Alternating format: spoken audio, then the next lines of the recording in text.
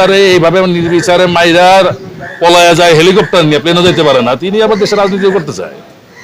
আমার নেত্রী বেগম খালেদা কিন্তু পলায় নেই, তারা বহুবার বলা হয়েছিল যে আপনি চলে যান, সে বলছে বাংলাদেশের বাইরে আমার কোনো ঠিকানা নেই, আমি কোথায় যাবো, মরতে হলে আমি এখানেই মরবো, আমার কবর এই মাটিতেই হবে।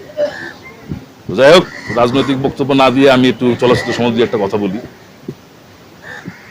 চলচ্চিত্রের সংস্কার করতে করতে বিগত দিনে, চলচ্চিত্রের উন্নয়ন করতে করতে বিগত দিনে, আমি যখন চলচ্চিত্র আসি তখন হাজারের উপরে সিনেমা হল ছিল 1995-96 সালের দিকে, এখন মাত্র 40টা-50টা, তার রানিং থাকে কিনা সন্দেহ আছে। এত উন্নতি হয়েছে চলচ্চিত্র বান্ধব সরকার আমাদের এই পর্যায়ে নিয়ে গেছে। আমি যখন চলচ্চিত্র আসি তখন বছরে 104টা ছবি রিলিজ হইতো মোরাললেস, এখন 4টা ছবি বছর রিলিজ করা খুব কঠিন হয়ে যায়। তারপর আবার ঠাপাঠাপি আছে, কিন্তু আপনি যখন দেশীয় প্রোডাক্ট রিলিজ দিতে যাবেন তখন ওই যে 19 সংগঠনে যে পয়সা খাওয়া কমিশন খাওয়া নেতারা তার বিদেশি ছবি ঢুকে দিবে, যাতে আপনার বাংলাদেশের ছবিটাও না চলে। কি পরিমাণ অত্যাচার নিপীড়ন করা হয়েছে দেখেন চলচ্চিত্রের উপরে।